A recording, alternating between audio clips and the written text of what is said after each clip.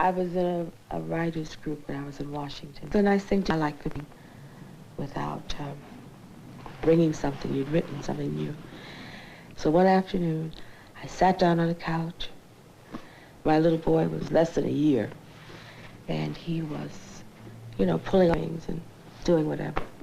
And I was writing like this on a legal pad. And he would, you know, go away and crawl back and so on. And I got terribly interested in what I was doing. Got really good to figure out which word came before the next and what was explosive and so on. But just, you know, hurriedly writing it for that evening's meeting. And while I was in the middle of an extremely important sentence, he spit up. He threw up all over my paper.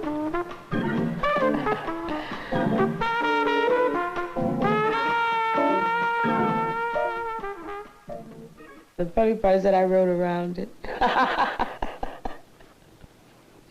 I mean, you know, every woman knows that, you know, they spit up all the time. That I could take care of, but I might not get that sentence again. Following her graduation from Howard University, Toni Morrison obtained what she describes as a shaky M.A. from Cornell. And for the next 8½ years, she taught English, first at Texas Southern University, and then at her alma mater, Howard. I will call him now. I mean, not this instant. In 1966, she was hired by Random House, beginning in Syracuse as a textbook editor, and a year later moved to New York City. By this time, she had acquired 2 children and a divorce. Her first novel, The Bluest Eye, was published in 1970. Serious writing began really after I took the job as a textbook editor. Perhaps it was a recent divorce and the fact that I had these 2 small children that I was the sole support of. I know that I was not happy, and I was eager to learn my job, but my spirit was hurt, and I was very lonely. So the writing became a thing to do, you know, after the children were asleep. I was very confused that the writing was something I did with relief. It was a way of ordering, I think, the universe. No, that's the point. I have some stuff that I have signed her up for already, 2 pieces, but there's lots of other stuff.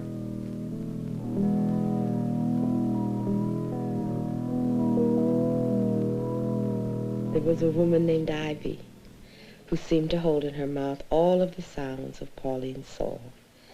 Standing a little apart from the choir, Ivy sang the dark sweetness that Pauline could not name. She sang the death-defying death that Pauline yearned for. She sang of the stranger who knew. Precious Lord, take my hand, lead me on, let me stand. I am tired, I am weak, I am worn. Through the storms, through the night, lead me on to the light. Take my hand, precious Lord, lead me on. When my way grows drear, precious Lord, linger near. When my life is almost gone, hear my cry, hear my call. Hold my hand, lest I fall. Take my hand, precious Lord, lead me on. Thus it was that when the stranger, the someone, did appear out of nowhere, Pauline was grateful, but not surprised. He came, strutting right out of a Kentucky sun on the hottest day of the year. He came big, he came strong, he came with yellow eyes, flaring nostrils, and he came with his own music. Pauline was leaning idly on the fence, her arms resting on the cross rail between the pickets. She just put down some biscuit dough and was cleaning the flour from under her nails.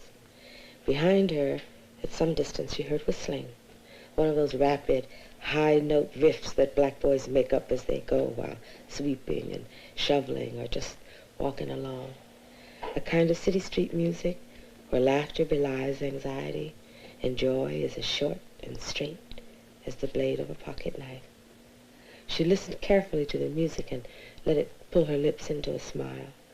The whistling got louder, and still she did not turn around, for she wanted it to last. While smiling to herself and holding fast to the break in somber thoughts, she felt something tickling her foot. She laughed aloud and turned to see. The whistler was bending down, tickling her broken foot and kissing her leg.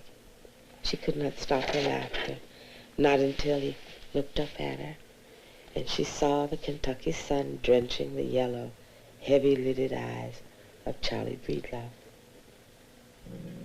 When I first see Charlie, I want you to know it was like all the bits of color from that time down home, when all us children went berry picking after funeral, and I put some in the pocket of my Sunday dress, and they mashed up and stained my hips.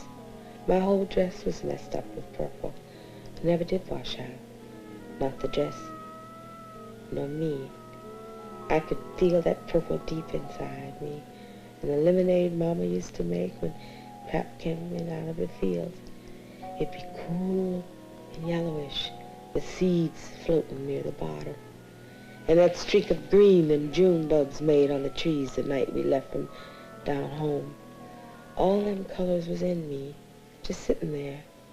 So when Charlie come up and took on my foot, it was like them berries, that lemonade, them streaks of green the June bugs made all come together. Charlie was thin then, with real light eyes. He used to whistle, and when I heard him, shivers come on my skin.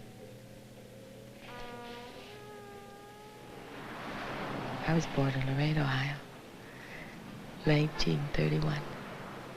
My mother and a family from Alabama, my father from Georgia. My maiden name is Wofford. My married name is Morrison. I was a very good student, but I don't think I went to college because of that. I wanted to leave that town, and that was the way to go. I chose Howard because it was a black university, and I really wanted to be among what I thought would be intelligent black people by the boatload. Although she and her sons now have an apartment in New York City, Toni Morrison's real home is an hour's commute away in the town of Spring Valley in Rockland County, New York. So she sits across the river. She took me to her real estate person, who showed me 11 houses in that day. And my mother says to me, "You moved all the way to New York to live in a place that looks like Lorain, Ohio." And I said, yes. When I wrote Sula, it was because I knew then I couldn't stop writing. The same thing with Song of Solomon. I always wrote for the people in the book. Those are always the people over my shoulder who watch. And they say, I didn't say that.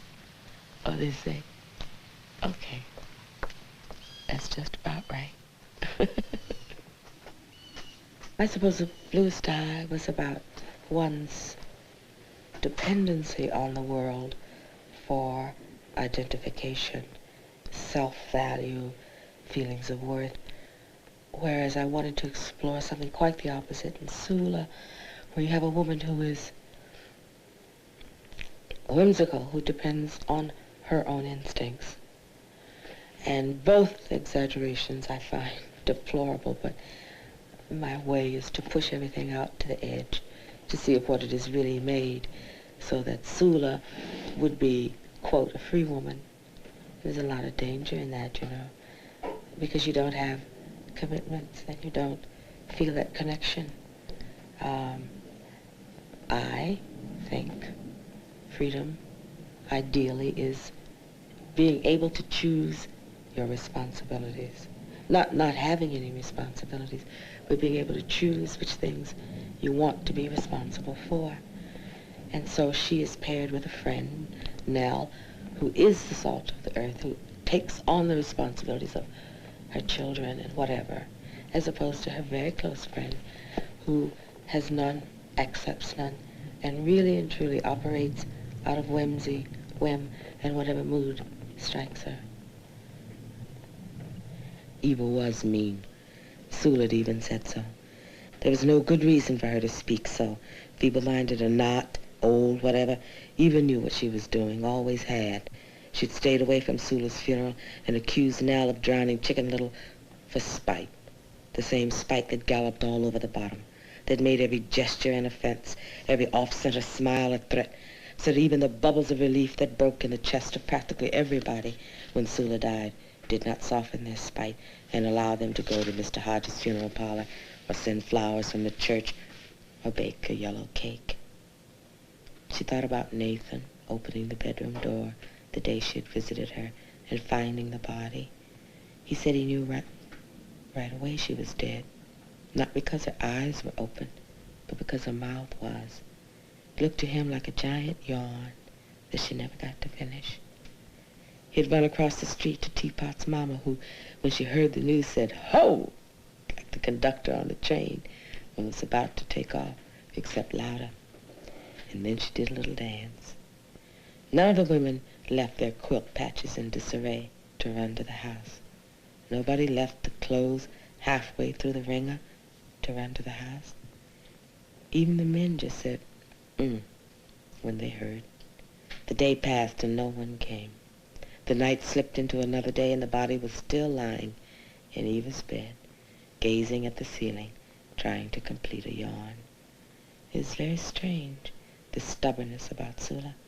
For even when China, the most rambunctious whore in the town, died, whose black son and white son said when they heard she was dying, "She ain't dead yet."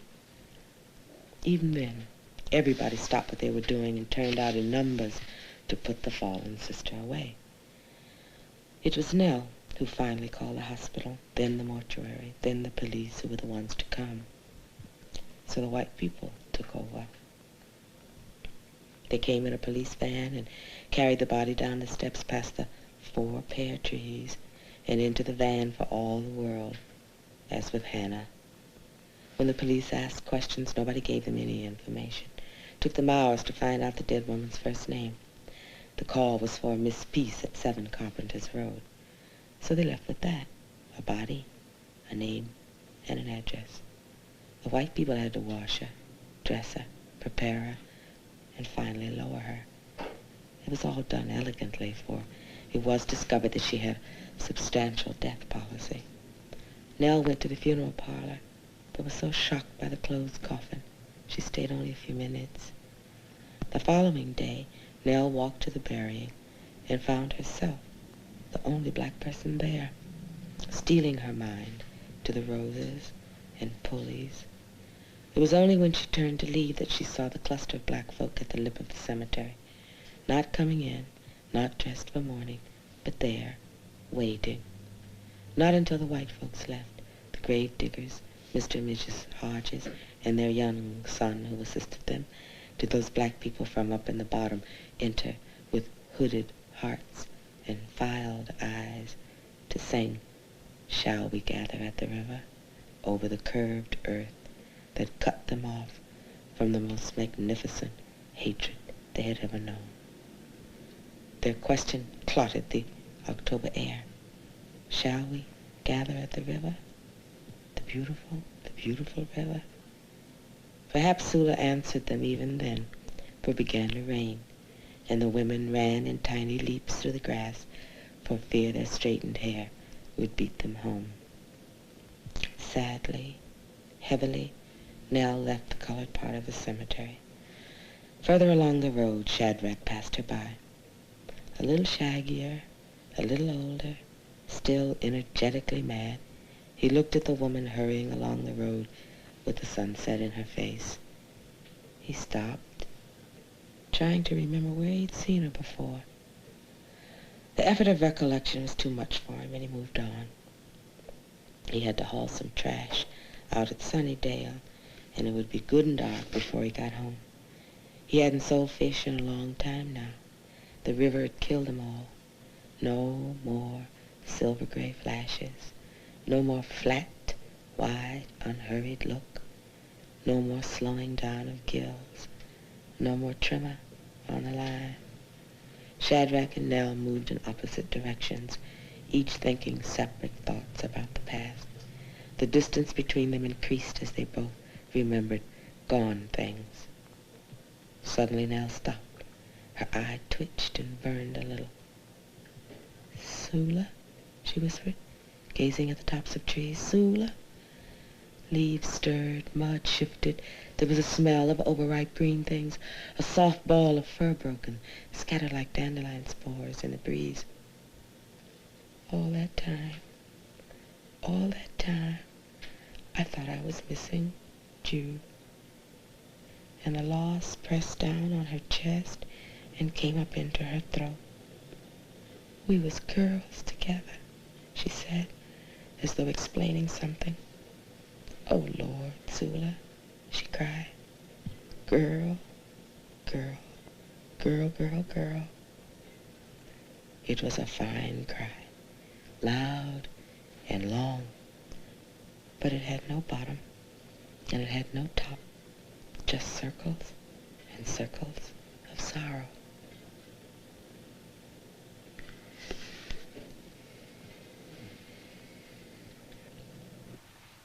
Toni Morrison's third novel, Song of Solomon, published by Knopf in 1977, received wide critical praise.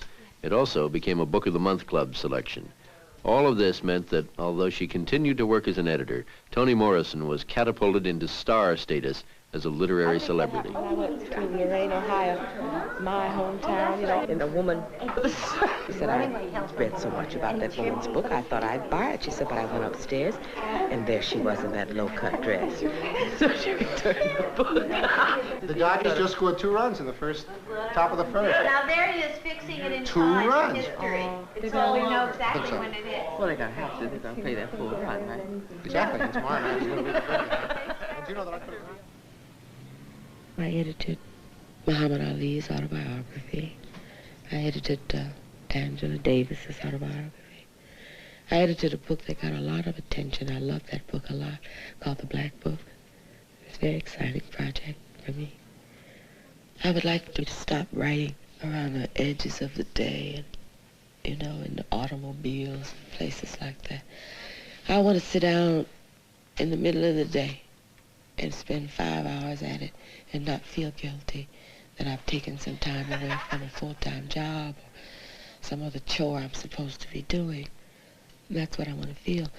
And if Song of Solomon proves to be more than a literary success, it may make that possible for me. But for years, you know, I've been working since I was 12 years old. And I tell you, I'm getting tired. I'm fortunate. I like them. And I respect the work I do. But I don't want to take every lecture, every class, everything to make the additional income that I must have in order to be the head of a household with growing sons.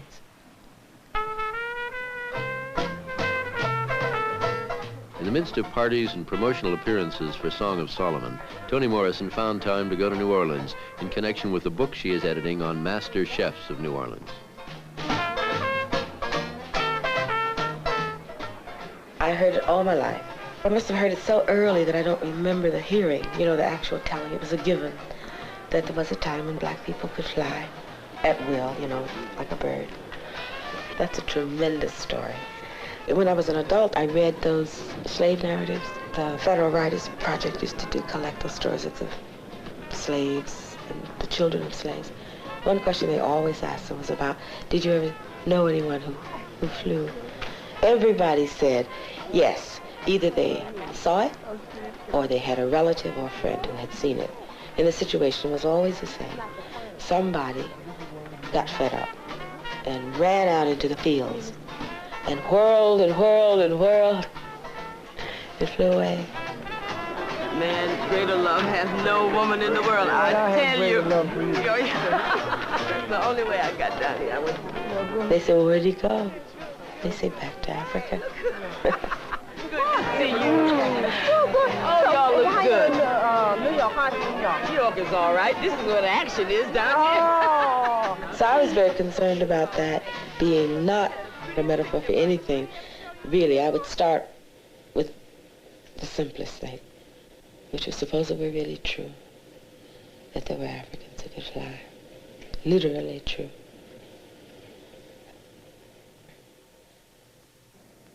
Hagar was dead, and he had not loved her one bit. And guitar guitar was somewhere. In Shalimar, there was general merriment at his quick return, and Pilot blended into the population like a stick of butter in a churn.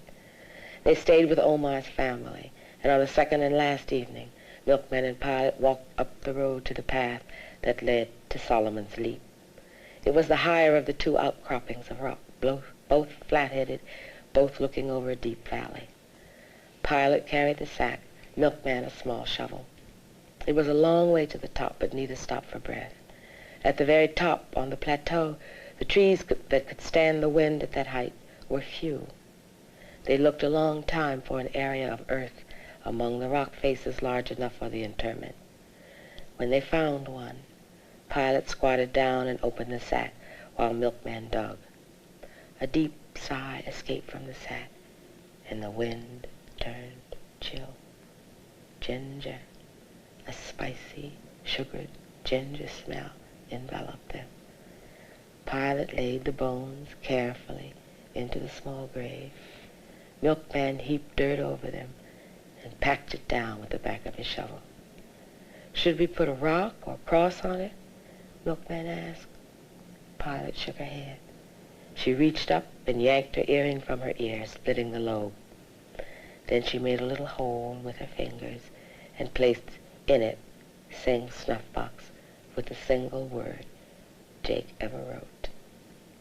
She stood up then, and it seemed to Milkman that he heard the shot after she fell. He dropped to his knees and cradled her lolling head in the crook of his arm, barking at her. You hurt? You hurt, Pilot?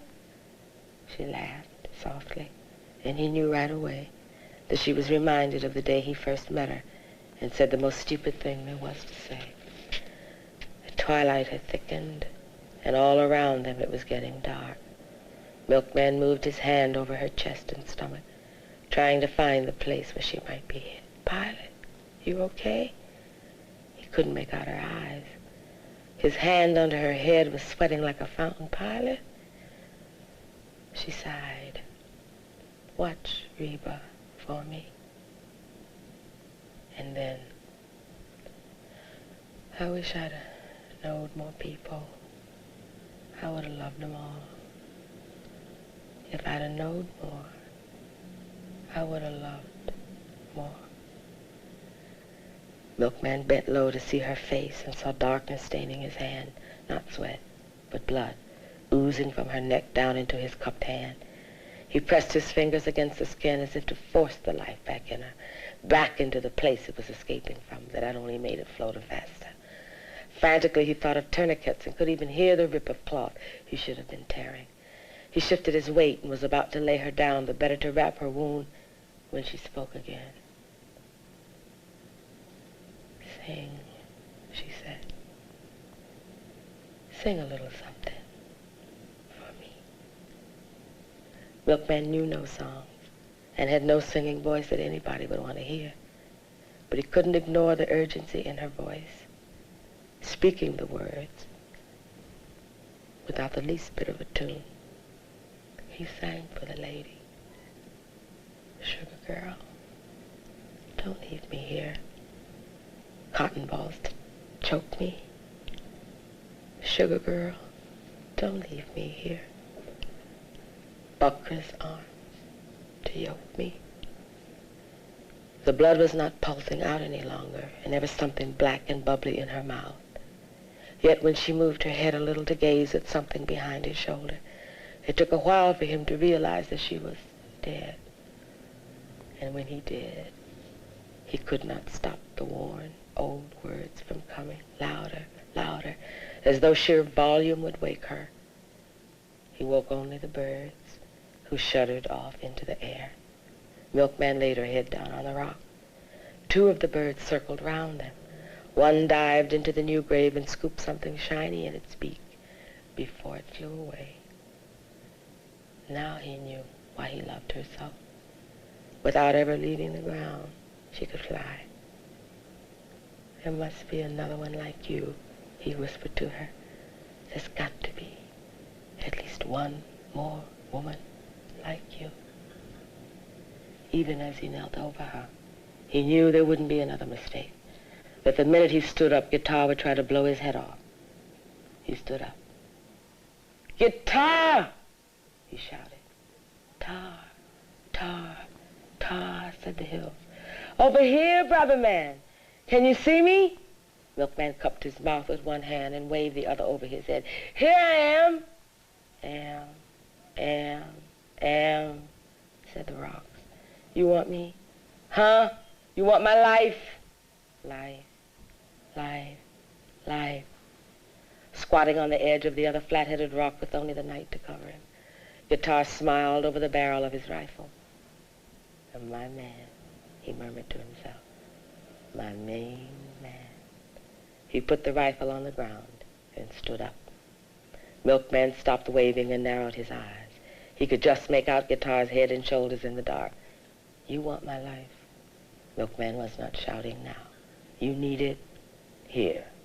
Without wiping away the tears, taking a deep breath, or even bending his knees, he leaped, as fleet and bright as a lodestar. He wheeled toward Guitar, and it did not matter which one of them would give up his ghost in the killing arms of his brother. For now he knew what Shalimar knew. If you surrendered to the air, you could ride it.